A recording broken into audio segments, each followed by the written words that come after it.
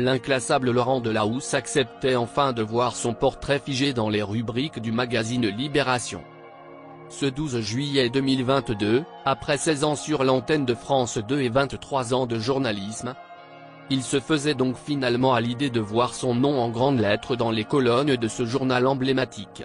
En effet, il avait longtemps refusé cette interview pourtant célèbre dans la presse.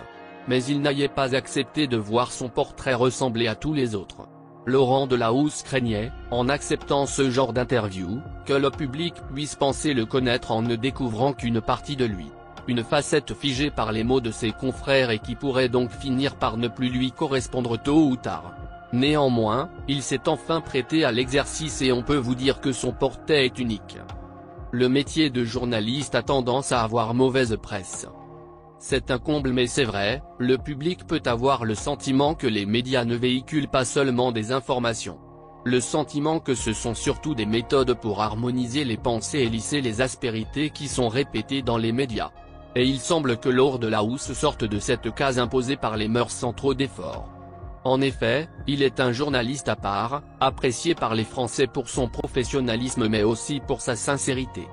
La façon qu'il a eu de révolutionner ses journaux télévisés montre qu'il s'attache davantage à la culture et aux personnalités de ceux qui font l'actualité sans doute.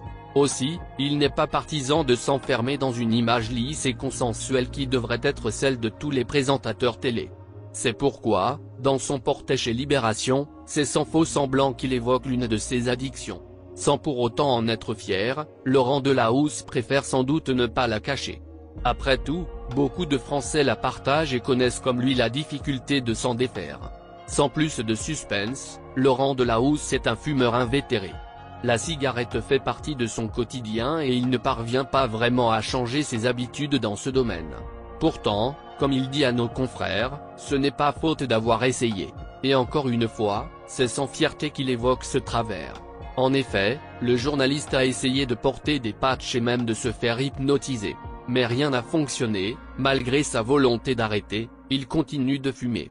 Laurent Delahousse va même dire que sa pharmacienne pense encore qu'il a réussi à arrêter puisqu'il continuait de lui acheter des patchs. Loin de faire la promotion du tabagisme, Laurent Delahousse se montre encore une fois sincère. Et au passage, on n'en doute pas, il va vraisemblablement se réjouir de pouvoir présenter quelques aspérités lors de son interview pour son portrait.